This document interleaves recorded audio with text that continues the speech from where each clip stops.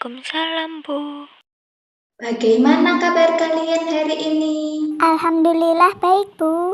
Baik, Ibu ulangi ya. Jika Ibu tanya bagaimana kabar kalian hari ini, jawabnya Alhamdulillah luar biasa.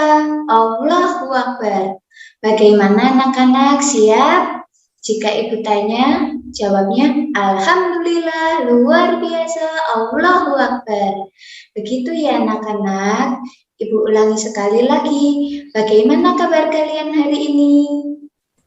Alhamdulillah luar biasa. Allahu Akbar.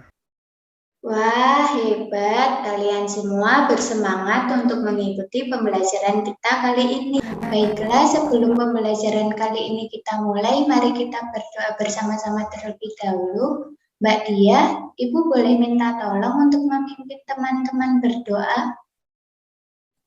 Baik, Ibu.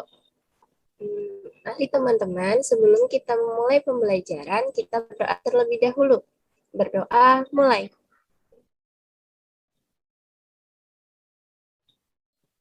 Berdoa, selesai. Baik, terima kasih Mbak Dia. Anak-anak, ingat selalu ya, sebelum melakukan segala aktivitas, kita harus berdoa terlebih dahulu, agar apa yang kita lakukan dapat berjalan dengan lancar.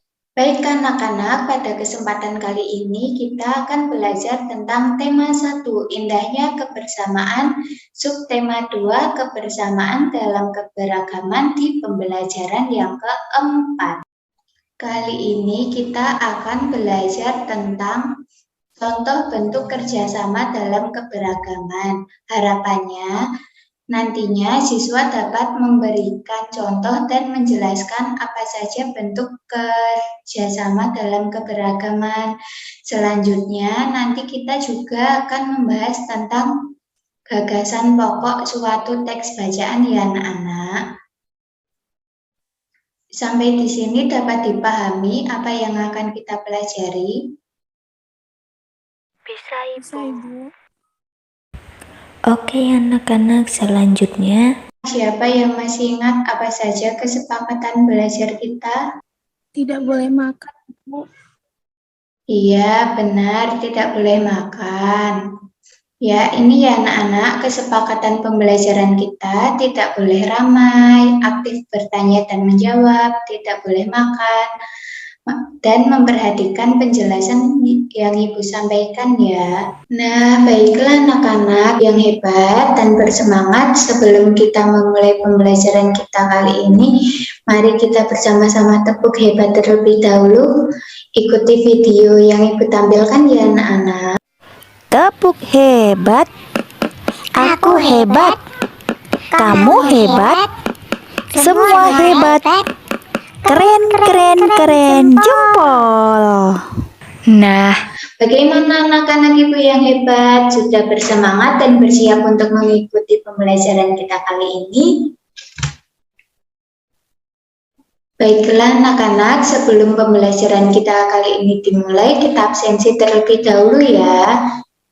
Mbak Anissa Sherly, Iya, Ibu, saya hadir. Mbak Dia. Hadir, Ibu. Wah, hebat, kalian semua hadir, tidak ada satupun yang bolos ya. Anak-anak Ibu memang hebat semuanya. baik anak-anak, selanjutnya sebelum memasuki materi pembahasan, Ibu Akan memutarkan sebuah video terlebih dahulu ya.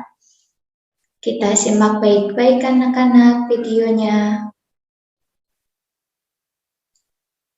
Videonya terlihat kan anak-anak? Ibu putar ya. Manfaat kerjasama.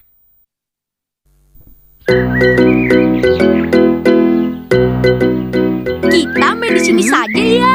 Ayo.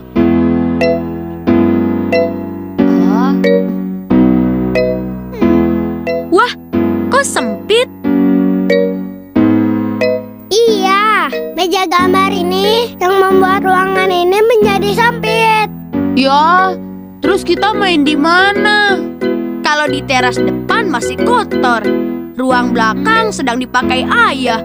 Di mana ya? Di sini saja kita pindahkan meja ini ke sudut ruangan itu. kita angkat bersama-sama. Ayo!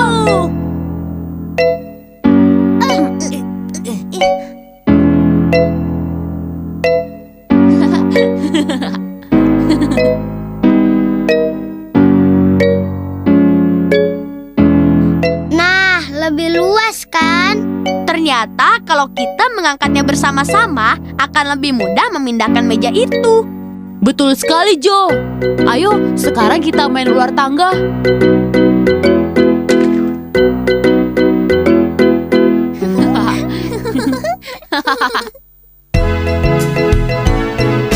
Yuk ayo kita kerja sama. Ayo kita bekerja sama,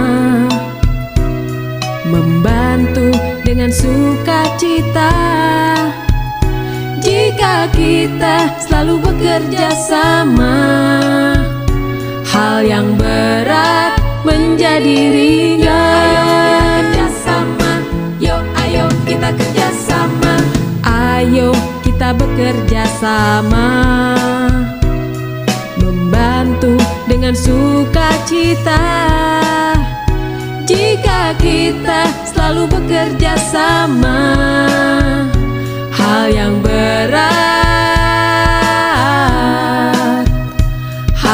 berat menjadi ringan.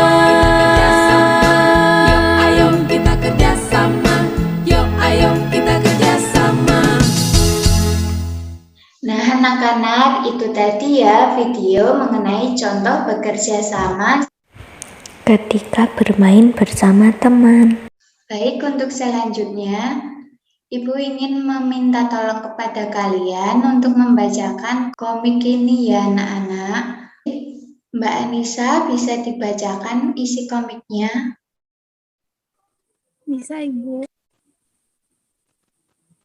Di suatu daerah di Ubud, Bali, ada 4 orang sahabat yang sudah berteman baik sedari TK. Keempat sahabat ini memiliki perbedaan suku, agama, budaya, maupun ras. Meskipun memiliki perbedaan, tetapi keempat sahabat ini selalu hidup rukun dan damai. Sejak kecil, mereka selalu bermain bersama dan membantu satu sama lain. Anto, seorang suku Jawa yang beragama Islam. Wayan, seorang suku Bali yang beragama Hindu. Andre, seorang suku Batak yang beragama Kristen. Meli, seorang keturunan Tionghoa yang beragama Buddha. Suatu hari, hujan mengguyur Pulau Bali selama 3 hari berturut-turut. Hal ini membuat banjir di mana-mana, terutama wilayah perkampungan rumah Anto. Masjid di dekat rumah Anto pun ikut kebanjiran dan mengalami banyak kerusakan. Akibatnya banyak warga muslim di sekitar sana tidak dapat melaksanakan sholat di masjid tersebut, termasuk juga keluarga Anto. Baik Mbak Anissa, terima kasih. Selanjutnya Mbak Dia, Ibu boleh minta tolong untuk membacakan komik ini? Baik, Ibu. Saat bermain dengan Andreas, Meli, dan Wayan pun Anto tetap murung. Melihat perubahan sikap Anto, teman-temannya menjadi khawatir. Anto, kenapa kamu murung? Iya, tidak seperti biasanya, kau cemberut seperti ini. Anto, bukankah kita sudah berteman dari kecil? Ceritakan pada kami, siapa tahu kami bisa membantumu. Jadi begini teman-teman, gara-gara hujan turun terus-menerus, masjid di dekat rumahku tergenang banjir. Banyak bagian bangunan dan peralatan yang rusak, sehingga masjid tidak bisa lagi digunakan. Kami, para warga kampung, tidak bisa melaksanakan sholat berjamaah. Apa tidak dicoba untuk diperbaiki? Sudah, Meli, para warga sudah berusaha membersihkan dan memperbaikinya. Tapi karena kerusakannya cukup parah, maka ada beberapa bagian yang harus dirombak dan diganti baru. Sudah, Ibu. Baik Mbak Dia, terima kasih. Ayo, sekarang siapa yang mau lanjut membacakan ini?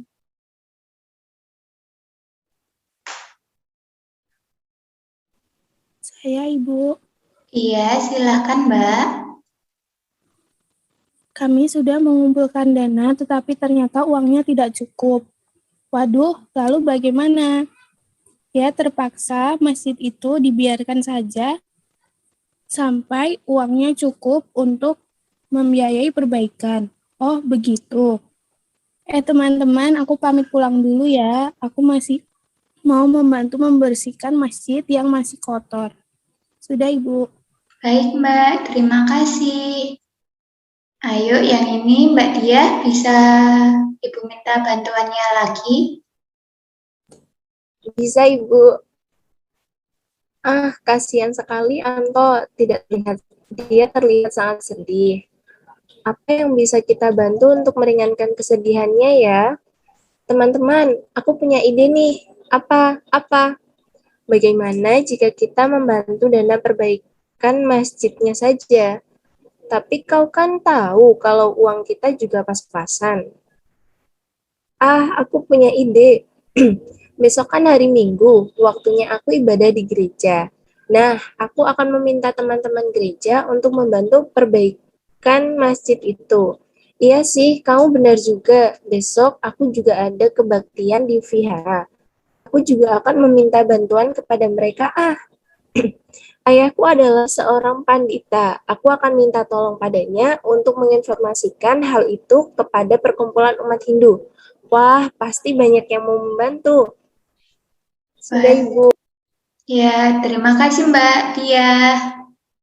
Yuk, dilanjut. Mbak Anissa mungkin? Andres, Meli, dan Wayan sama-sama bergerak menggalang bantuan untuk perbaikan masjid di dekat rumah Anto. Tanpa disangka, banyak sekali umat Nasrani, Hindu, dan Buddha yang prihatin dan mengelurkan bantuan. Ada yang berupa dana, ada juga yang siap membantu dengan tenaga. Bantuan dana yang terkumpul sudah melebihi jumlah yang dibutuhkan. Banyak tenaga yang ikut bahu-membahu memperbaiki bangunan masjid. Mereka semua berasal dari suku, agama, ras, dan budaya yang berbeda. 1 bulan kemudian, dengan banyaknya dana serta tenaga yang membantu perbaikan masjid berjalan lebih cepat dari yang diperkirakan. Masjid dekat rumah Anto pun kembali berdiri menjadi bangunan yang bagus. Umat Muslim pun dapat beribadah dengan tenang dan khusyuk lagi. Baik Mbak Anissa, terima kasih. Mbak Dia, bisa Ibu minta tolong lagi untuk dilanjut membaca komiknya? Baik, Ibu. Teman-teman, terima kasih ya. Berkat bantuan kalian semua, sekarang kami bisa beribadah lagi di masjid. Masjid kami sudah kembali menjadi bangunan yang layak. Sudah seharusnya sebagai sesama manusia kita saling membantu. Aku mewakili umat muslim di kampungku mengucapkan terima kasih banyak atas bantuan teman-teman semua. Sudahlah Anto, kami senang kok bisa membantu. Kalau viharaku tertimpa musibah yang sama, aku pasti juga akan sangat sedih. Oleh karena itu, aku tidak ingin kalian umat muslim sedih. Oh ya, berarti kamu sekarang sudah tidak sedih lagi kan Anto? Tentu tidak dong. Ayo kita bermain. Mereka berempat kembali menjalani hidup dengan senang, damai, dan rukun. Baik, terima kasih Mbak Diah dan Mbak Anissa sudah membantu Ibu membacakan komik tentang indahnya toleransi antarumat beragama. Ayo di sini siapa yang bisa menceritakan kembali secara singkat isi komik yang barusan kalian baca tadi? Ayo, siapa?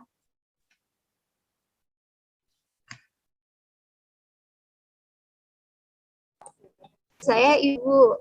Iya Mbak Dia, silahkan. Ceritanya itu tentang Anton itu beragama Muslim. Terus masjidnya itu sudah terkena musibah, yaitu timpa banjir.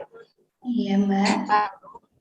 Teman-teman Anto saling bahu-membahu, saling membantu untuk memperbaiki masjid tersebut. Begitu Ibu. Ya, bagus ya Mbak Dia, terima kasih. Jadi, seperti yang sudah disampaikan Mbak Dia tadi, komik ini bercerita tentang keempat sahabat meskipun mereka berbeda suku bangsa serta berbeda agama, namun mereka tetap saling membantu dan hidup dengan rukun satu sama lainnya. Oh iya anak-anak, pada pertemuan sebelumnya kita sudah mempelajari tentang kerjasama. Sekarang Ibu ingin tanya nih, siapa di antara kalian yang masih ingat apa itu kerjasama? Saya, Ibu. Iya Mbak Anissa, silahkan. Kerjasama adalah usaha yang dilakukan oleh beberapa orang untuk mencapai tujuan bersama. Ya, baik Mbak Anissa, tepat sekali ya jawabannya. Jadi kerjasama itu dilakukan oleh beberapa orang untuk mencapai tujuan. Oh iya, ada yang masih ingat juga apa saja sih manfaat dari kerjasama itu?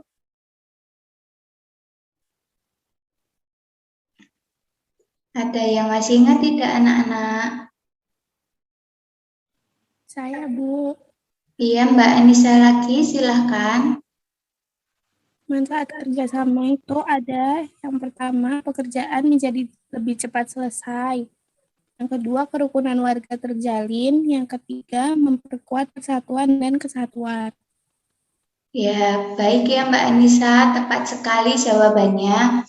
Jadi, Ibu ulangi kembali manfaat kerjasama diantaranya pekerjaan cepat selesai, menjaga persatuan dan kesatuan, serta hidup kita menjadi rukun. Baiklah anak-anak, berdasarkan komik yang sudah dibacakan oleh teman-teman kalian tadi, dapat diambil kesimpulan bahwa pesan yang terkandung dalam cerita komik tadi yakni antarumat beragama harus saling bertoleransi atau menghargai dan saling membantu satu sama lain ya anak-anak. Jadi jangan sampai aku kan tidak seagama dengan dia, aku tidak mau bermain dengan dia. Jangan seperti itu ya anak-anak. Kita semua harus hidup rukun. Serta jika ada teman dalam kesulitan, kita harus membantu ya anak-anak. Baik, Bu. Ya, baik. Namun perlu diingat juga, kita harus membantu dalam hal kebaikan. Jangan kita membantu dalam hal keburukan maupun hal-hal yang kurang baik. Langsung saja, sekarang Ibu ada sebuah bacaan, judulnya Perbedaan Bukanlah Penghalang. Kira-kira apa ya isi ceritanya? Langsung saja ya, Ibu bacakan. Ibu bacakan satu paragraf ya anak-anak.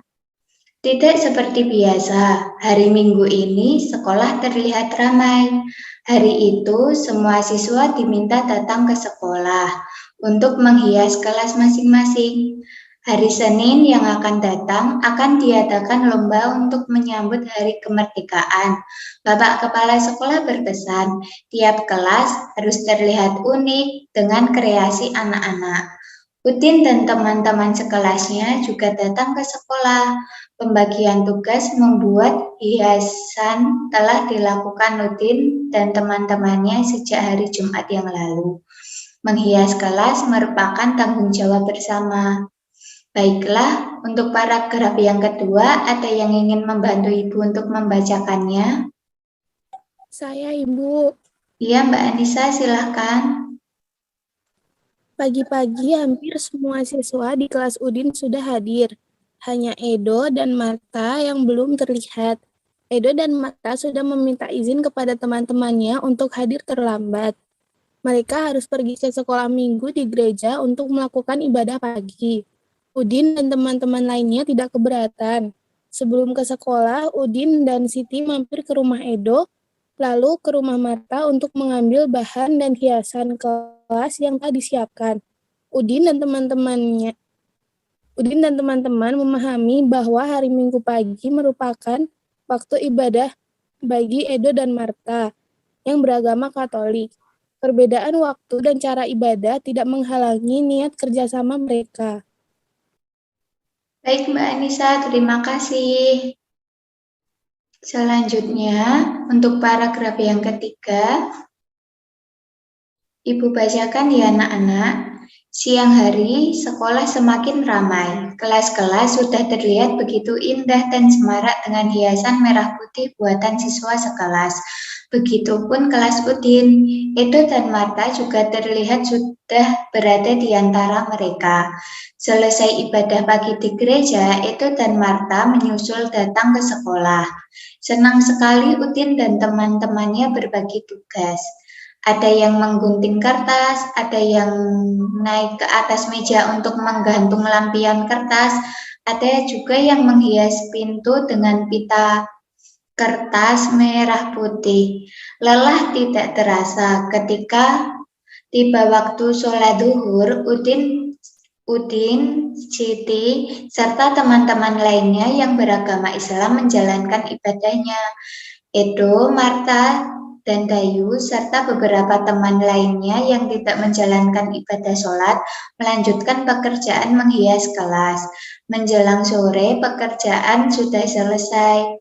Kelas Udin sudah terlihat semarak. Walaupun berbeda-beda, bekerja sama selalulah menyenangkan. Perbedaan tidak menjadi penghalang untuk bekerja sama. Nah, anak-anak, berdasarkan bacaan tadi, kita pada kesempatan kali ini akan mencari tahu apa saja gagasan pokok dan gagasan pendukung pada tiap paragraf ya anak-anak. Sebelumnya, siapa di antara anak-anak semua yang sudah paham tentang apa itu gagasan pokok? Ayo, ada yang bisa menjawab apa yang dimaksud dengan gagasan pokok? Saya, Bu. Iya, Mbak Anissa, silahkan. Gagasan pokok merupakan sebuah inti atau ide utama dari sebuah paragraf. Wah, betul ya Mbak. Hebat sekali Mbak Anissa. Jadi, gagasan pokok itu merupakan inti atau pokok bacaan suatu paragraf. Kalau gagasan pendukung, ada yang tahu tidak apa maksudnya?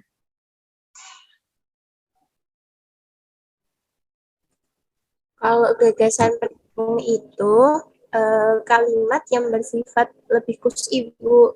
Jadi kalimatnya itu dibuat dengan penghubung kalimat. Seperti itu Ibu. Ya, baik ya Mbak Dia, tepat sekali. Terima kasih Mbak Dia.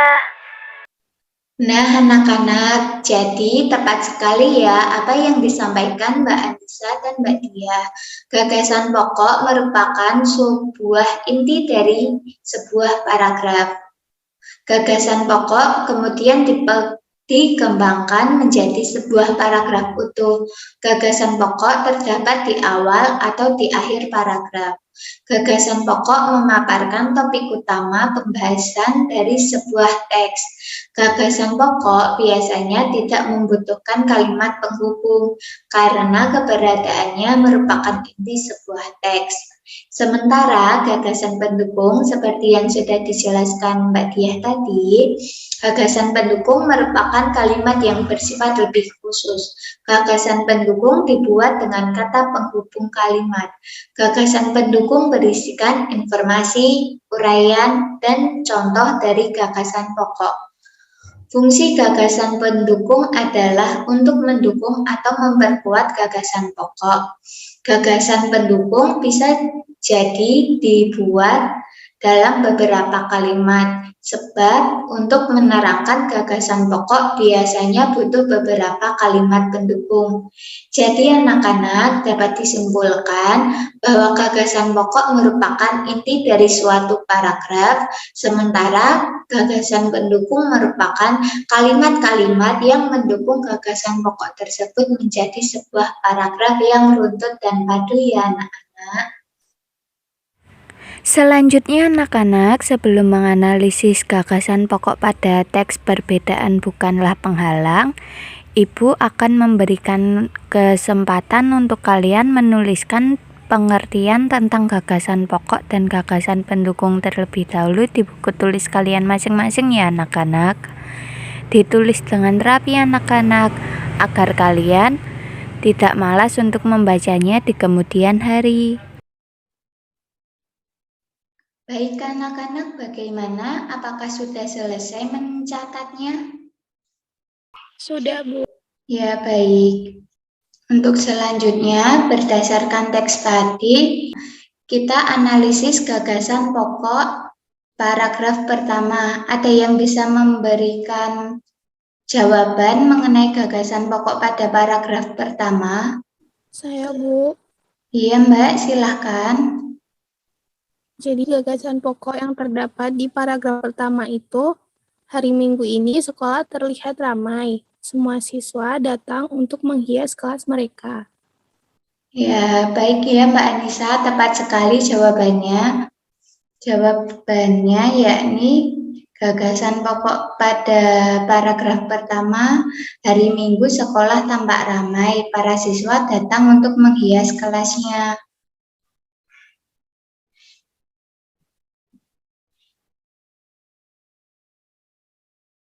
Selanjutnya, untuk paragraf yang kedua, ada yang bisa membantu Ibu mencari? Ibu. Ya, Mbak Dia, silahkan. Gagasan pokoknya yang hampir semua siswa di kelas Udin sudah hadir. Namun Edo dan Marta lihat sebelumnya mereka sudah meminta izin untuk pergi ke gereja terlebih dahulu. Ya, baik ya Mbak Dia, tepat sekali gagasan pokok paragraf kedua yang disampaikan oleh Mbak Dia. Untuk gagasan pokok yang ketiga akan Ibu sampaikan ya.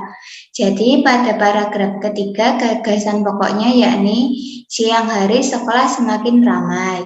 Edo dan Marta sudah datang ke sekolah. Mereka semua bekerja sama menghias kelasnya. Perbedaan yang ada tidak menjadi penghalang mereka untuk bekerja sama. Baiklah anak-anak, jadi ini ya gagasan pokok paragraf pertama, kedua, dan ketiga. Ada yang ingin ditanyakan mengenai gagasan pokok dan gagasan pendukung? Adakah yang belum jelas? Bagaimana cara menemukan gagasan pokok dan gagasan pendukung? Sudah jelas, Bu. Sudah paham. Ya, baik Mbak. Jadi Ibu ulangi ya, gagasan pokok itu biasanya terletak di awal maupun di akhir kalimat. Namun ada juga gagasan pokok yang hampir berada pada semua paragraf, yakni karena paragraf tersebut paragraf deskriptif. Oleh karena itu, untuk mencari gagasan pokoknya, harus menarik kesimpulan dari suatu paragraf tersebut ya anak-anak.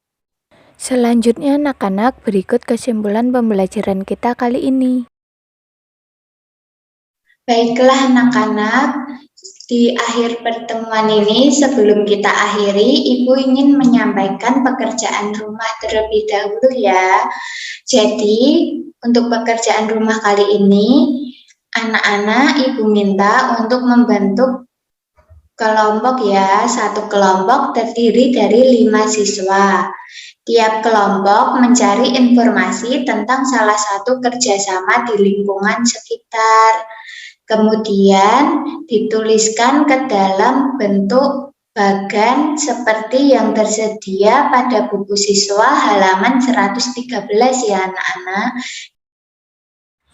Anak-anak, untuk pertemuan yang kelima, kita akan membahas tentang dan belajar menari tari Bukong Jempa ya anak-anak. Jadi Ibu minta kepada anak-anak untuk sedikit membaca buku halaman 116, kemudian sedikit mempraktekkan gerakan-gerakan menari Bukong Jempa yang ada pada buku siswa tersebut ya. Baik anak-anak, Ibu rasa cukup sekian pembelajaran dari Ibu. Ibu harap apa yang Ibu sampaikan dapat kalian pahami dan kalian mengerti. Bila ada beberapa materi yang masih kurang jelas, kalian bisa langsung tanyakan kepada Ibu melalui WhatsApp pribadi, melalui chat ya. Namun harus diingat anak-anak ketika ingin Berkirim pesan kepada Bapak Ibu guru haruslah menggunakan bahasa yang sopan, serta diawali dengan mengucapkan salam dan memperkenalkan diri. Oh iya, Ibu lupa menyampaikan penugasan kelompok tadi dikumpulkan untuk pertemuan minggu depan ya anak-anak. Kemudian pada minggu tersebut juga Ibu minta perwakilan dari kalian untuk mempresentasikan hasil diskusi kalian. Baik anak-anak, sekian penutup dan tambahan dari Ibu. Wassalamualaikum warahmatullahi wabarakatuh.